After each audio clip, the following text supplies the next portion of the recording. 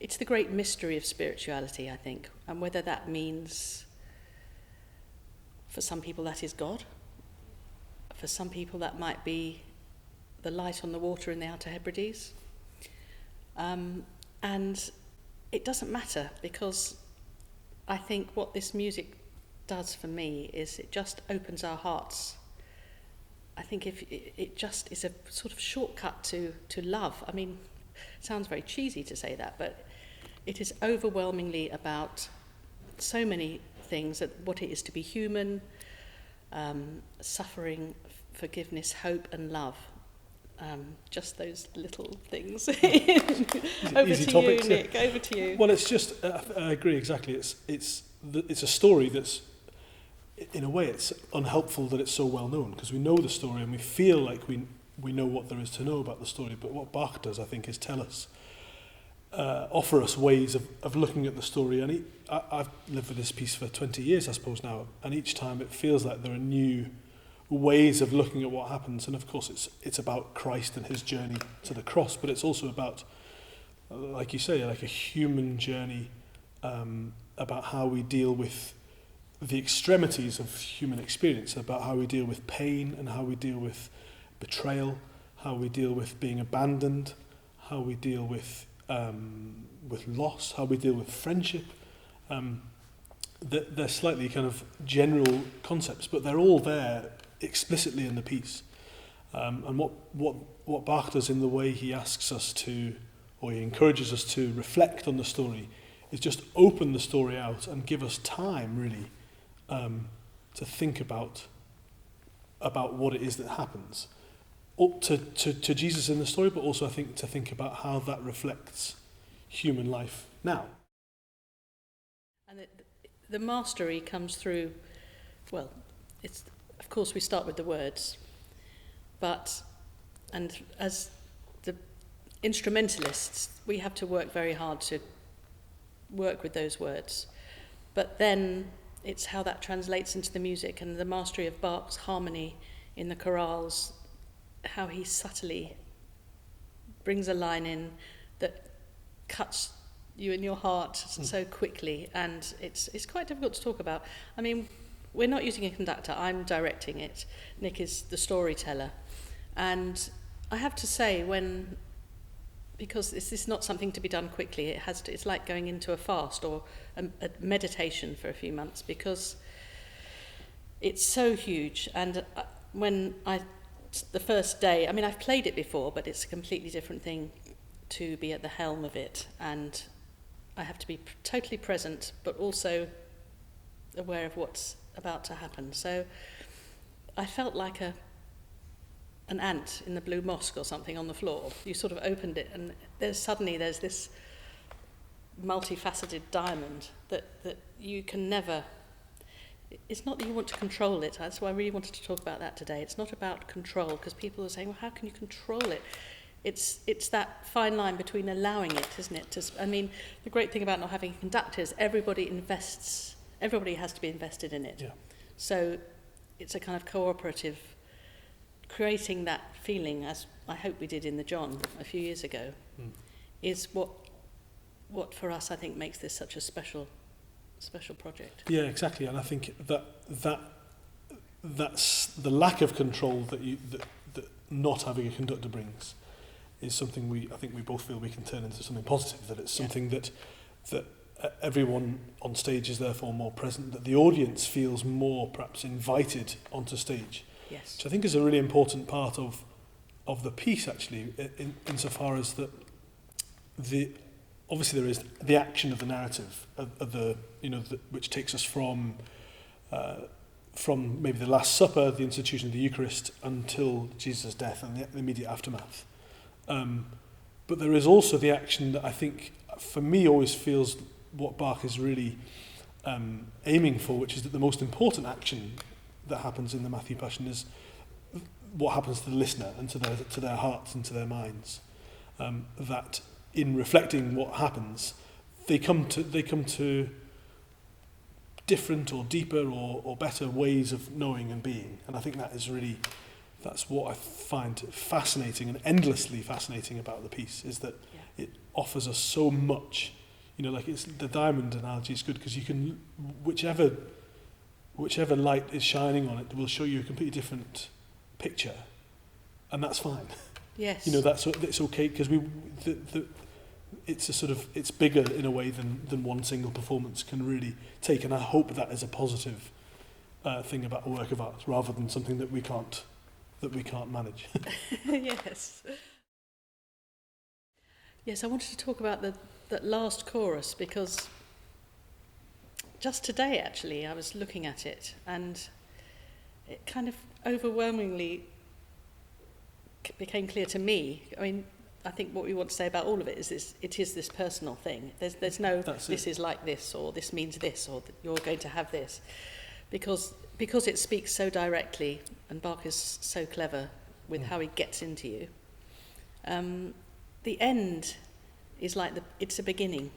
So it seems that first phrase, as soon as it's like flinging open the gates, it's not an ending, it's a beginning.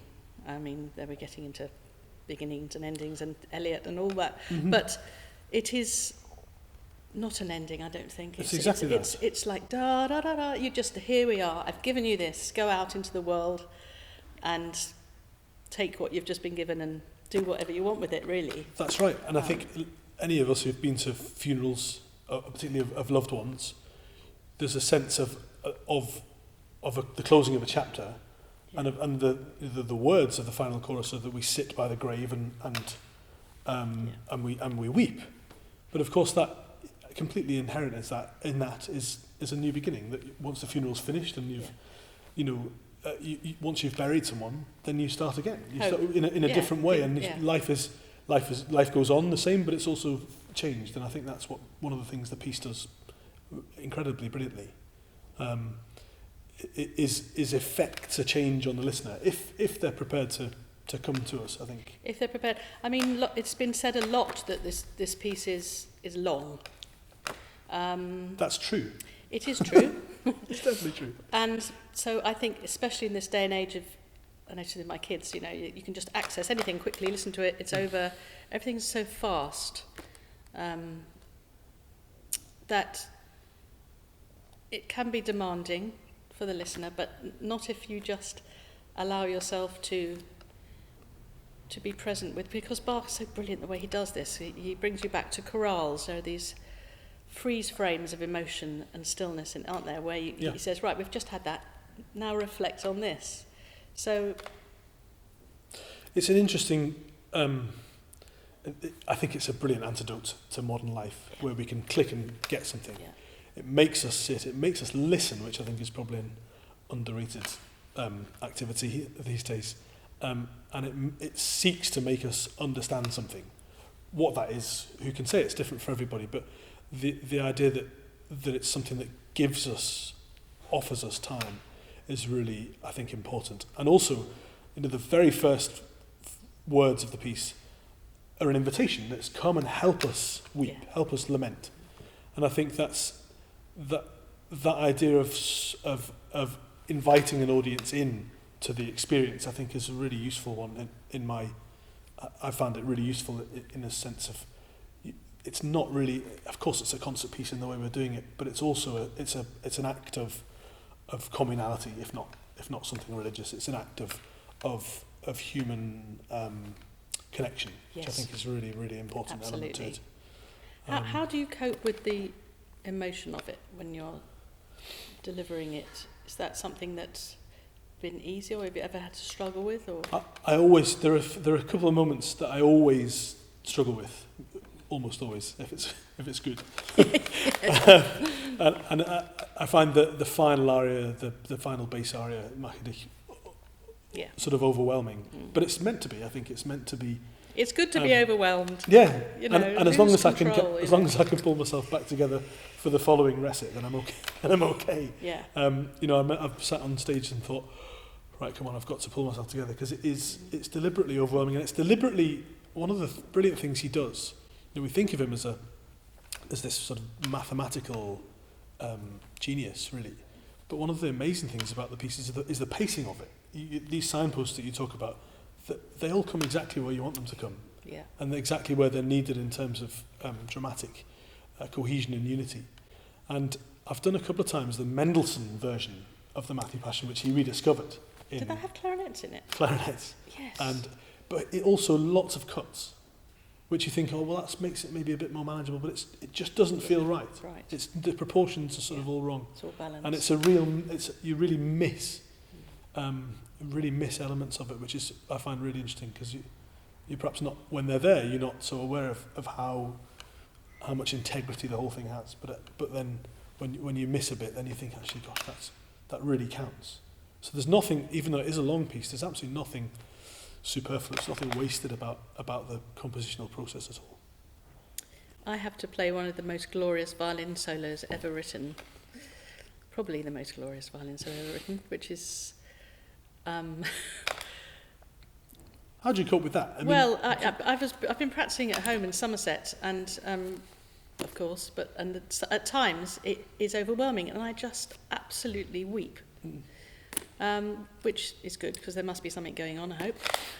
But you really don't want to be like that in the concert. No. In fact, when I first played this piece in Aldborough, I was in my 20s, and I was struggling in the rehearsal. My teacher, Hugh Maguire, I said, look, I'm just going to cry. And then the beautiful flute soprano thing soon after, you just feel it welling up. And he said, no, you'll be absolutely fine. You'll be absolutely fine. And in fact, it's not. I wouldn't call it a detachment, but I do employ something, or sometimes I pretend I'm someone else actually, because it can be all a bit much. Yeah, and that's one of those. It's one of those pillars of the piece. There are 3 movements in the piece in 12/8. The first chorus, that aria, and Macadich, and they're the sort of pillars around which the whole thing is built. It seems to me, and they all focus on very different elements of the story and of the experience of the story, which I find so interesting. So that in Macadich you get this yum bum bum, but this echo of the first chorus that we might not be conscious we're hearing, but it's there. It's there. It's absolutely without question. Amazing. And this sort of this unity and cohesion of material, I think, is something that is fascinating. Not least because Bach was a completely inveterate corrector. You know, he'd write something and then the next day wouldn't be good enough. He'd change it. And the John comes down to us in 4 versions, I think, that we know of. He changed arias and changed recits and changed the first chorus, which seems extraordinary to us now. Yeah. Whereas the Matthew exists in a fair copy, beautifully, immaculately written. And it seems to me that even then he knew, who knows what he felt about posterity. We don't know, but it feels to me like the Matthew is really absolutely his gift, and a real living testament to his craft, but also to his faith. I think that's we can't avoid the fact that it doesn't have to be about God at all. No, but it is also. Absolutely, yeah. Absolutely is. Yeah. So to talk a little bit about what it's like to direct a piece like this rather than it being conducted. I think one of the greatest compliments I had after the John was that people were saying, well, who was in charge of that? You know, who was it the harpsichord? What was it? And although I maybe my ego thought, but it wasn't me. Actually, of course it wasn't me. It was everyone. And I have to say that's my biggest aim, is that, you know, I mean, there are wonderful conductors of this work, of course there are, but I kind of feel it's like being at the helm on a boat, and Nick's sort of up the front telling the story, and clouds appear, and we have to go through stormy waters, and we have incredible sunsets and amazing calm, and it's about being in the water together and riding it somehow. Practically, it's a bloody lot of work. I mean, you just have to know every single inch of it and be prepared for someone to go off too fast or whatever. You have to believe in your tempos, in your cells. You have to just totally believe it.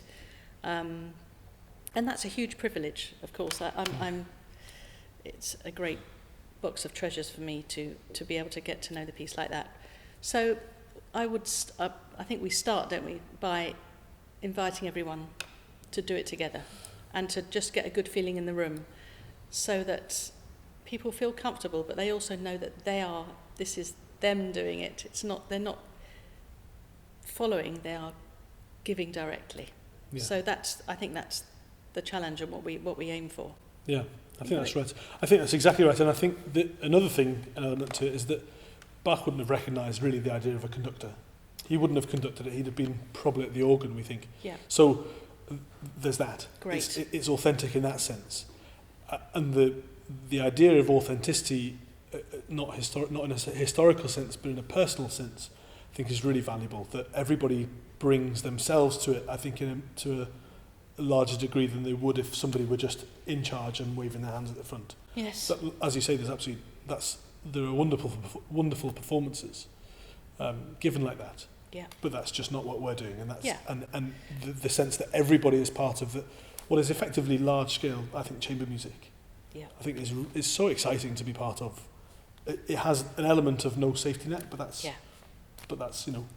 life's not a rehearsal, is it? Great. It's properly it's alive then. It's just what it is there at that moment. I mean, I've been listening to so many recordings, Richter's recording, where it's so incredibly slow at the opening, and one has reactions, but actually it can all work at any speed. Actually, that's the greatness of Bach in a way. If you believe it, I mean, that's it. If you have a gigantic choir, which I also love, the monumentalness of the work sort of is undeniable. It's a different way to show the monumentalness of it with a smaller group. That's right. Yeah, I think that's exactly right. And also with a smaller group, you get the sense that the sense of agency really in the piece, in that everybody you might hear a voice that you heard singing the role of Peter. You might also then hear them singing the role of the high priest, and you think, well, what's that about? But the what that tells us really is that the piece is about a broader sense of identity, that the person who sings Christ can also sing about burying Christ, because the people, we're on the journey because we're Christ-like, but often we are Judas, and we're someone who betrays and someone who lets people down, and I think that's an interesting.